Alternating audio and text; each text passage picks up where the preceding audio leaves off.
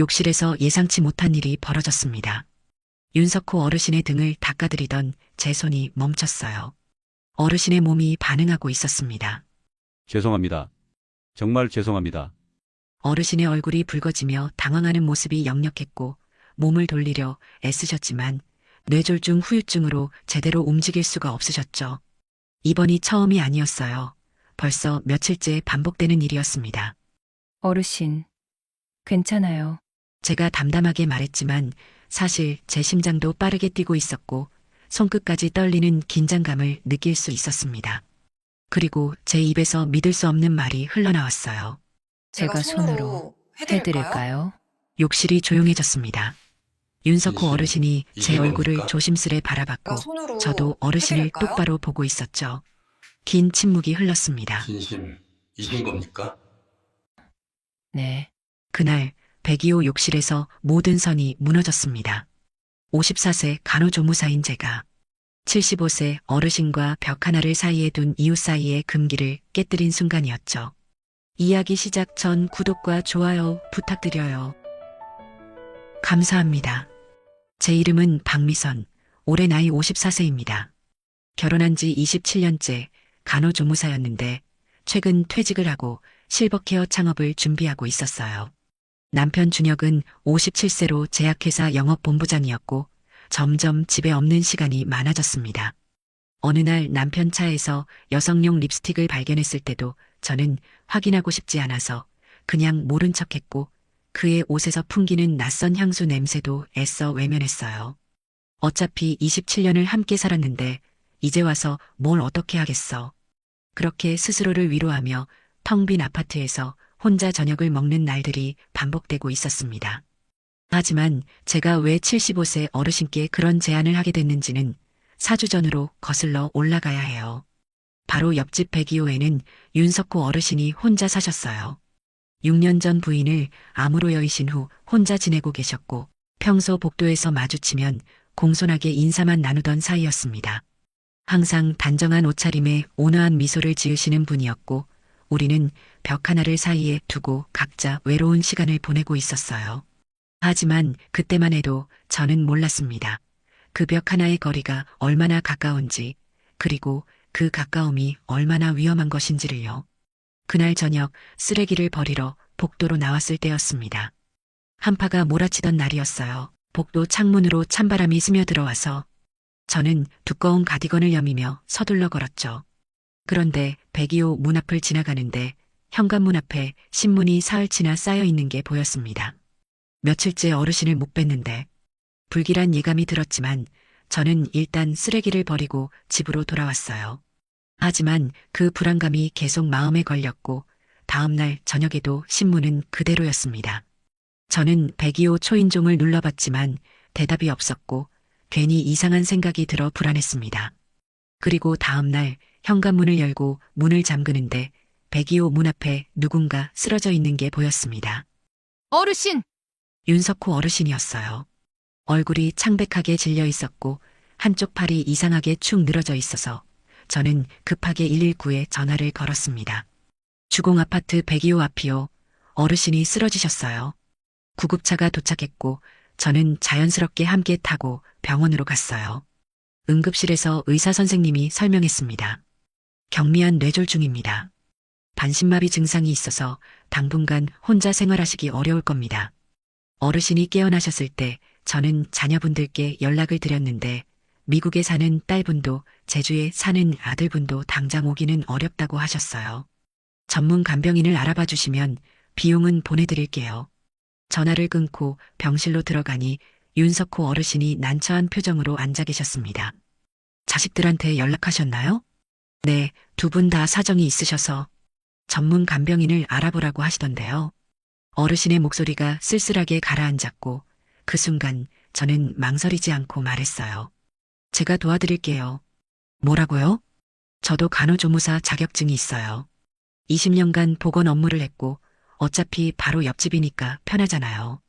윤석호 어르신이 놀란 표정으로 저를 바라봤어요. 정말 괜찮으시겠습니까? 네, 걱정 마세요. 사실 돈보다는 텅 빈 집에서 혼자 시간을 보내는 것보다 누군가를 돌보는 일이 저에게 더 의미 있게 느껴졌어요. 며칠 후 어르신이 퇴원하셨고 저는 그날부터 오후 2시쯤 102호를 찾아가기 시작했습니다.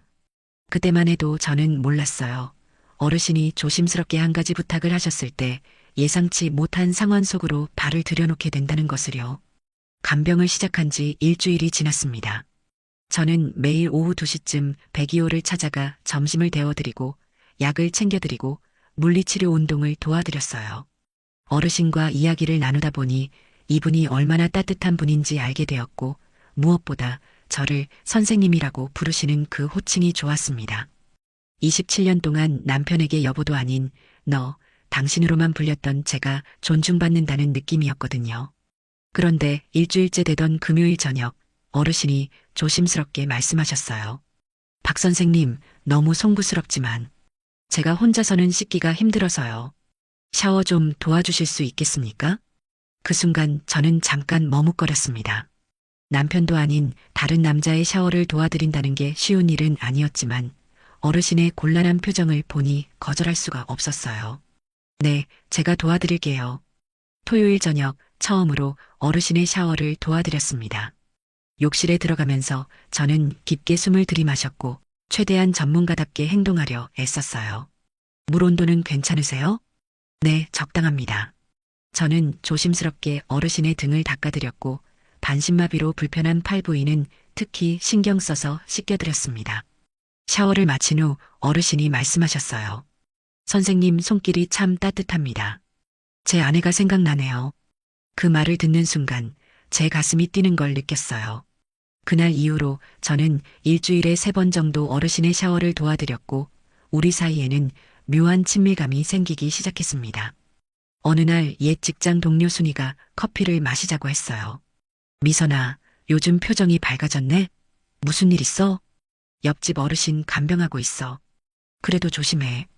바로 옆집이면 오해받기 쉬워. 세상 사람들 입이 무섭거든. 순이의 경고가 마음에 걸렸지만 저는 그냥 간병일 뿐이야 라고 대답했어요. 하지만 속으로는 알고 있었습니다. 매일 102호를 오가며 윤석호 어르신과 보내는 시간이 남편과 함께 있는 시간보다 더 의미 있게 느껴진다는 것을, 가리고 제가 어르신에게서 느끼는 감정이 단순한 연민을 넘어서고 있다는 것을요. 그리고 크리스마스가 지난 어느 토요일 저녁 욕실에서 예상치 못한 일이 벌어졌습니다. 그날 이후로 저희 사이의 모든 것이 바뀌게 될 그 순간이 다가오고 있었어요. 간병 4주차 크리스마스가 지난 토요일 저녁이었습니다. 밤 8시쯤 되었을 때 저는 평소처럼 윤석호 어르신의 목욕을 도와드리고 있었어요. 욕실 안은 따뜻한 물의 기무로 가득했고 창밖으로는 하얀 눈이 조용히 내리고 있었습니다. 저는 조심스럽게 어르신의 등을 닦아드리고 있었는데 제가 어르신의 등을 부드럽게 닦아드리던 중 어르신의 몸이 반응하고 있었어요. 제 손이 멈췄습니다. 죄송합니다. 정말 죄송합니다. 윤석호 어르신의 얼굴이 순식간에 붉어졌고 당황하며 몸을 돌리려 애쓰셨지만 뇌졸중 후유증으로 제대로 움직일 수가 없으셨죠. 며칠째 반복되는 일이었습니다. 저는 타월을 천천히 접으며 깊게 숨을 들이마셨어요. 욕실 안이 고요했습니다. 샤워기에서 떨어지는 물방울 소리만 들렸고 제 심장이 빠르게 뛰기 시작했어요. 그리고 제 입에서 믿을 수 없는 말이 흘러나왔어요. 제가 손으로 해드릴까요? 욕실이 조용해졌습니다. 윤석호 어르신이 천천히 고개를 돌려 제 얼굴을 조심스레 바라봤고 저도 어르신을 똑바로 보고 있었습니다. 긴 침묵이 흘렀어요. 진심, 이신 겁니까? 네, 제 목소리도 떨렸지만 그 대답은 진심이었습니다. 그날 밤 102호 욕실에서 벽 하나를 사이에 둔 이웃 사이의 금기가 무너졌습니다. 시간이 얼마나 흘렀는지 알 수 없었어요. 고맙습니다. 정말 고맙습니다.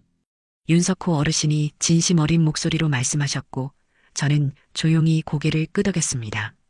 54세가 되어서야 처음으로 여자로서, 한 사람으로서 온전히 필요한 존재가 된 느낌이었어요. 어르신을 씻겨드리고 옷을 입혀드린 후 저는 102호 문을 나섰습니다. 복도가 유난히 조용했고 형광등 불빛이 차갑게 바닥을 비추고 있었어요. 101호까지는 불과 몇 걸음이었지만 그 짧은 거리가 이상하게 길게 느껴졌습니다. 집에 들어가 거울 앞에 섰을 때 제 얼굴에는 혼란과 설렘이 동시에 담겨 있었어요. 나는 지금 무슨 짓을 한 거지? 하지만 후회는 들지 않았습니다. 그날부터 저희 사이의 모든 것이 바뀌었어요.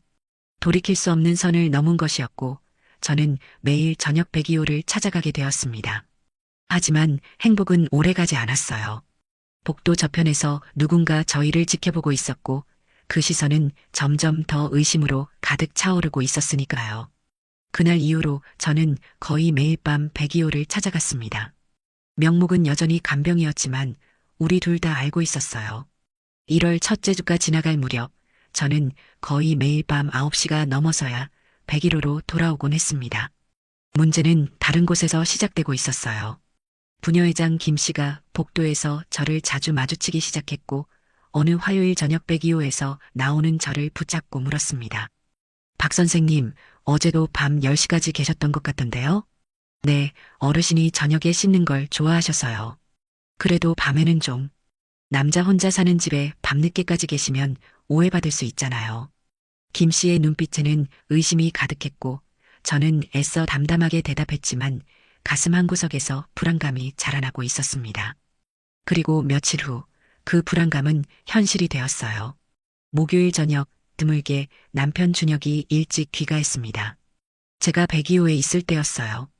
미선아, 집에 왜 없어? 복도를 통해 준혁의 목소리가 들렸고 저는 순간 몸이 굳어버렸습니다. 곧이어 백이호 초인종이 울려서 저는 서둘러 문을 열었어요. 여보, 나야. 왜 이 시간에?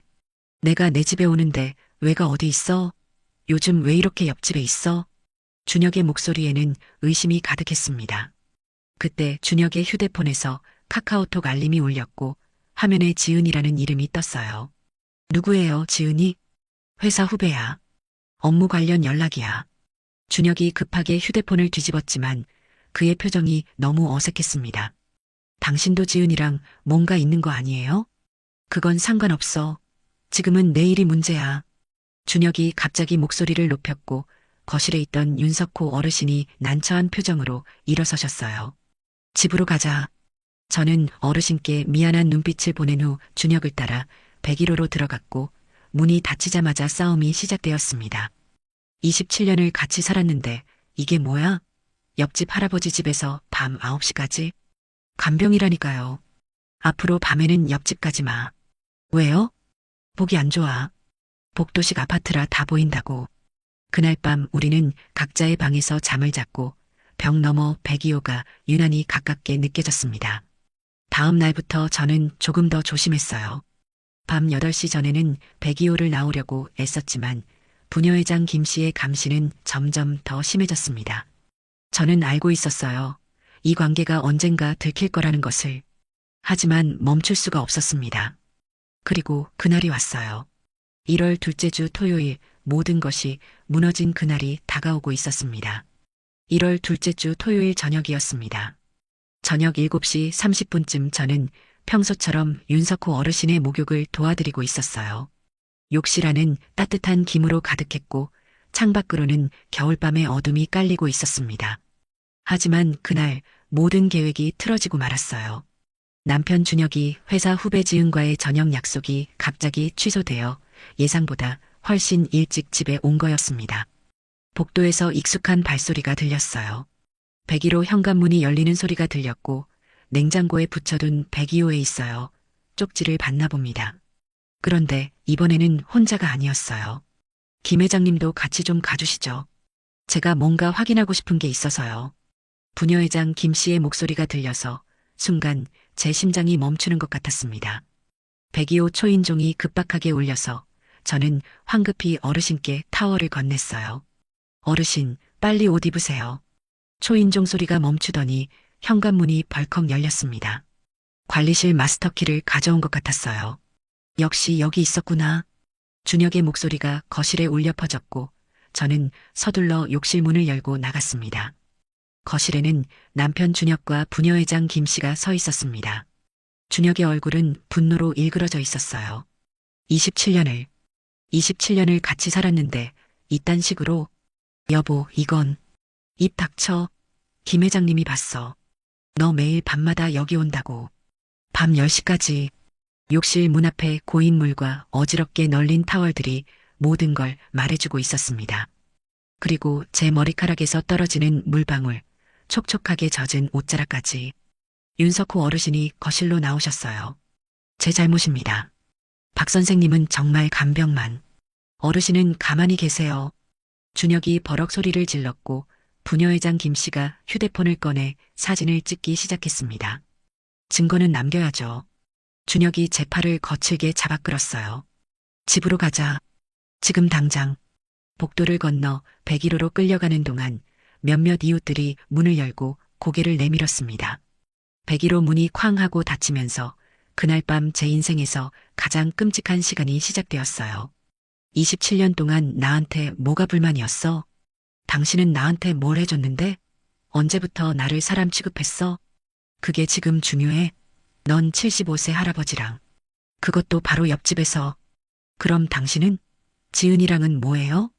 저는 준혁 가방에서 발견했던 호텔 영수증을 들이댔고 크리스마스 이브 날짜가 찍혀 있었습니다.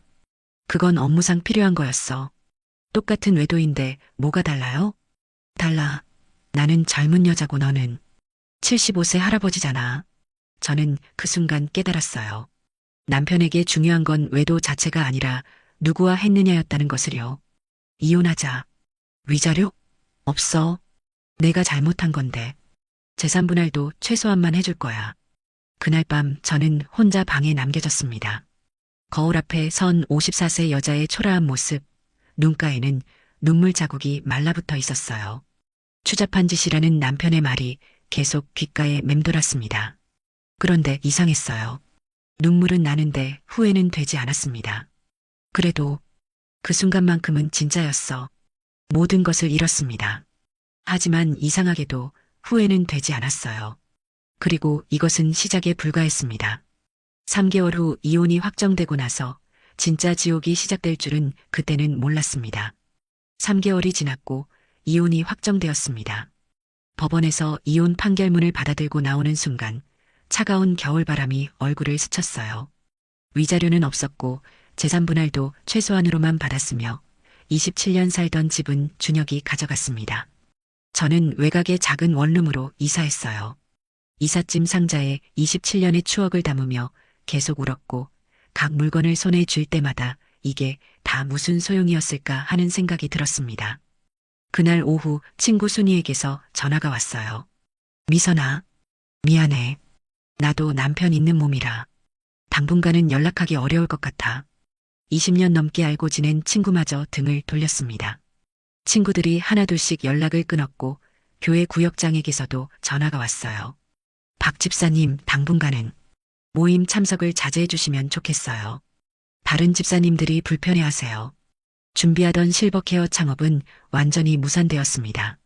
아, 그 옆집 할아버지랑 그런 일 있으셨던 분이시죠? 투자 미팅에서 만난 사람이 그렇게 말했을 때 저는 아무 대답도 할 수 없었어요. 54세 나이에 재취업은 불가능했습니다. 편의점 면접에서는 소문 들었어요 라는 말과 함께 거절당했고 결국 새벽 청소 일용직으로 근근히 생계를 유지하게 되었습니다. 새벽 4시에 일어나 오피스텔 계단을 닦고 화장실을 청소하고 복도를 쓸었어요. 하루 8만 원을 받으며 하루하루를 버텼습니다. 바로 옆집 102호에는 새 입주자가 들어왔고 윤석호 어르신은 전주 요양병원에 입소하셨다고 들었어요. 마지막 인사도 하지 못했습니다. 어르신에게서는 가끔 문자가 왔어요. 선생님 잘 지내시는지요? 저도 답장을 보냈습니다. 어르신도 건강하세요. 하지만 그뿐이었어요. 어느 날 밤 원룸 창밖을 바라보며 저는 생각했습니다. 세상은 불공평해. 여자의 외도는 추잡한 짓이 되고 남자의 외도는 실수가 되는 세상. 그런데 그날 밤 순이에게서 문자가 왔어요. 미선아, 미안한데 너 준혁이 요즘 어떻게 지내는지 알아? 저는 가슴이 철렁했고 급하게 전화를 걸었습니다. 순이야, 무슨 일이야? 미선아, 너 이거 알아야 할 것 같아서. 모든 것을 잃었다고 생각했지만 이야기는 여기서 끝이 아니었어요. 그리고 한 달 후 제 인생에 예상치 못한 반전이 찾아올 줄은 그때는 전혀 몰랐습니다. 무슨 일인데? 저는 가슴이 두근거리며 물었고 순이가 한숨을 쉬더니 조심스럽게 말했어요. 지은이가 준혁한테 임신했다고 거짓말해서 거액을 뜯어냈대. 뭐? 그것도 모자라서 회사에 준혁이랑 부적절한 관계였다고 신고했대. 준혁이 지금 회사에서 징계위원회에 올라갔다더라. 전화를 듣는 순간 복잡한 감정이 밀려왔어요. 복수할 생각은 없었지만 준혁이 자업자득으로 무너지는 모습을 상상하니 씁쓸하면서도 약간의 안도감이 들었습니다. 지은이는 어떻게 됐어? 돈 받고 그냥 사라졌대. 연락도 안 된다던데. 순이와 통화를 끊고 나서 저는 창밖을 바라보며 생각했어요. 세상이 다 보고 있구나. 며칠 후 또 다른 소식을 들었습니다. 준혁이 회사에서 좌천되었다고 했어요. 사내 불륜 문제로 인사위원회에 회부되어 지방지사로 발령났고 영업본부장 자리에서 물러나 평직원으로 강등되었다고 하더군요. 지은은 이미 연락이 끊긴 상태였고 준혁이 거액을 뜯긴 것도 모자라 회사에서까지 망신을 당한 거였어요. 결국 남자도 대가를 치르는구나. 저는 혼자 중얼거렸지만 그것이 제 상황을 바꿔주지는 않았습니다. 저는 여전히 새벽 청소 일을 하며 근근히 생계를 유지하고 있었고 원룸에서 혼자 라면을 먹는 날들이 계속되었어요. 그런데 한 달이 지난 어느 날 윤석호 어르신에게서 예상치 못한 연락이 왔습니다. 선생님, 제가 도울 수 있는 게 있습니다. 시간 되실 때 한번 만나 뵙고 싶습니다. 문자를 받고 저는 한참을 망설였어요. 다시 만나는 게 맞는 건가? 이미 모든 게 끝났는데 무슨 소용이 있을까 싶었습니다. 하지만 어르신의 진심 어린 문자를 읽고 또 읽으며 저는 결국 답장을 보냈어요. 네, 어르신. 언제가 좋으세요? 일주일 후 저는 전주까지 기차를 타고 갔습니다. 기차 안에서 창밖을 바라보며 저는 생각했어요. 어르신은 왜 저를 만나고 싶어 하실까? 전주역에 도착해서 택시를 타고 요양병원으로 향했고 로비에서 윤석호 어르신을 만났습니다. 예전보다 건강이 많이 좋아지신 것 같았어요. 선생님, 오랜만입니다. 어르신, 건강해 보이셔서 다행이에요. 우리는 요양병원 근처 조용한 카페에 앉았습니다. 창밖으로는 봄볕이 따스하게 내리쬐고 있었어요. 윤석호 어르신이 조심스럽게 말문을 열었어요. 선생님, 그동안 많이 힘드셨죠? 괜찮아요. 거짓말입니다. 제가 다 들었어요. 이혼하시고 친구들도 다 떠나고 어르신의 목소리에 미안함이 가득했고 저는 고개를 저었어요. 어르신 잘못이 아니에요. 아닙니다. 제 때문입니다. 어르신이 잠시 침묵하시더니 천천히 말씀을 이어가셨어요. 선생님, 저는 사실 평생 건축가로 일했습니다. 건축가요? 저는 놀라서 어르신을 바라봤어요. 어르신은 조용히 고개를 끄덕이셨어요. 네. 자녀들도 그냥 제가 은퇴한 것만 알지 제 일이 얼마나 잘 됐었는지는 몰라요. 그리고 자녀들도 모르는 재산이 좀 있습니다. 네. 강남에 작은 상가 건물이 하나 있어요. 아내가 살아있을 때 제가 설계한 프로젝트 중 하나였는데 그때 번 돈으로 함께 투자했던 건물입니다. 어르신은 천천히 말씀을 이어가셨고 저는 믿기지 않는 표정으로 듣고 있었어요. 아내가 떠난 후 저 혼자 관리해왔죠. 전문 관리업체를 통해서요. 자녀들에게는 알리지 않았습니다. 왜 그걸 저한테? 선생님이 실버케어 사업을 하고 싶어 하셨다는 거 알고 있습니다. 그 건물 1층 상가를 선생님께 무상으로 임대해드리고 싶습니다. 무상으로요? 제 목소리가 떨렸고 어르신은 진지한 눈빛으로 저를 바라보셨어요. 네. 선생님 덕분에 저는 6년 만에 다시 살아있다는 걸 느꼈습니다. 그 마음의 빚을 갚고 싶어요. 눈물이 났습니다. 어르신, 정말 괜찮으세요? 자녀분들은? 저는 이미 늙었고 자녀들도 잘 살고 있습니다. 그 건물은 제가 자유롭게 쓸 수 있는 재산이에요. 선생님이 거기서 새 출발을 하셨으면 좋겠습니다. 하지만 조건이 하나 있습니다. 윤석호 어르신이 따뜻하게 미소 지으셨어요. 저는 가끔 소식만 들을 수 있으면 됩니다. 선생님이 잘 지내신다는 소식만요. 우리가 다시 만나면 또 문제가 될 것 같아서요. 저는 고개를 끄덕였습니다. 감사합니다, 어르신. 정말 감사합니다. 카페를 나서며 어르신이 제 손에 건물 서류와 열쇠를 쥐어주셨고 저는 그것을 꼭 쥐고 전주역으로 향했어요.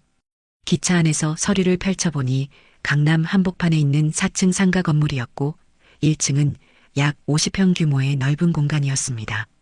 이게 정말일까? 1년이 지났습니다. 강남 상가 1층에서 미선 실버케어 센터가 문을 열었고 간병인 교육과 실버케어 서비스를 제공하는 작은 센터였지만 입소문이 나면서 점점 사람들이 찾아왔어요. 저는 제 사무실 책상에 앉아 창밖을 바라봤습니다. 거리에는 봄꽃이 만발했고 벚꽃이 바람에 흩날리며 사람들 위로 떨어지고 있었어요. 센터는 1주년을 맞이했고 직원도 5명으로 늘었으며 교육 프로그램도 다양해졌습니다. 휴대폰을 꺼내 윤석호 어르신께 문자를 보냈어요. 어르신, 센터가 1주년을 맞이했습니다. 모두 어르신 덕분입니다. 감사합니다. 잠시 후 답장이 왔습니다. 축하합니다, 선생님. 선생님이 행복하시면 저도 행복합니다.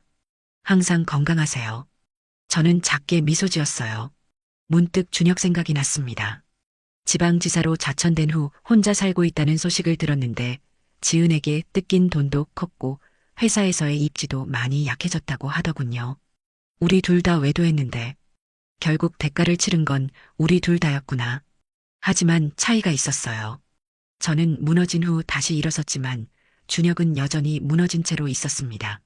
세상은 여전히 불공평했지만 이번만큼은 제가 이긴 것 같았어요. 센터 입구에 걸린 간판을 바라봤습니다. 미선 실버케어 센터, 따뜻한 손길, 따뜻한 마음. 창밖으로 벚꽃이 흩날렸고 사람들이 행복하게 걸어가는 모습이 보였어요. 세상이 불공평하다고 생각했는데 저는 혼자 중얼거렸습니다. 그날 욕실에서 선을 넘었던 순간 모든 것을 잃을 것 같았어요. 하지만 지금 돌아보니 그 순간이 제 인생의 전환점이었습니다. 54세에 모든 것을 잃었지만 55세에 모든 것을 다시 찾았어요. 그리고 그 과정에서 진짜 저를 발견했습니다. 더 이상 남편의 그림자 속에서 사는 당신, 너가 아니라 당당하게 박미선 선생님으로 불리는 한 사람의 여자로요. 휴대폰에 윤석호 어르신의 문자가 다시 떠 있었습니다. 선생님이 행복하시면 저도 행복합니다. 저는 답장을 보냈어요. 저도요, 어르신. 어르신 덕분에 저는 다시 살아났습니다. 후회 없습니다. 그리고 휴대폰을 내려놓으며 작게 미소 지었습니다. 후회는 정말 없었으니까요. 벽 하나를 사이에 둔 거리에서 시작된 금기의 사랑이 제 인생을 무너뜨렸지만 동시에 다시 일으켜 세워주기도 했습니다. 세상 사람들은 여전히 제 선택을 비난할지 모르지만 저는 압니다. 그 순간만큼은 진짜였고 그 진심이 저를 여기까지 이끌어왔다는 것을요. 창밖으로 봄바람이 불어왔고 벚꽃잎이 춤을 추듯 흩날렸습니다. 55세 박미선, 실버케어 센터 대표. 이제 그게 저의 이름입니다. 그리고 저는 오늘도 누군가에게 따뜻한 손길을 내밀며 당당하게 살아가고 있습니다. 여러분, 박미선의 이야기가 마음에 와닿으셨나요? 모든 일은 일어날 수 있습니다. 그 속에서 배우거나 헤쳐나가는 게 인생입니다. 54세에 모든 걸 잃었지만 55세에 다시 일어선 박미선처럼 당신도 할 수 있어요. 혹시 지금 힘든 시간을 보내고 계신가요? 세상이 불공평하다고 느끼시나요? 당신은 혼자가 아닙니다. 이 채널은 누구도 말하지 못했던 진짜 이야기들을 전합니다. 지금 구독 버튼을 눌러주시면 다음 이야기도 함께 하실 수 있어요. 이미 수만 명의 구독자분들이 이곳에서 위로와 희망을 찾으셨습니다. 당신의 이야기도 언젠가 누군가에게 힘이 될 수 있습니다. 우리 함께 다시 일어서요.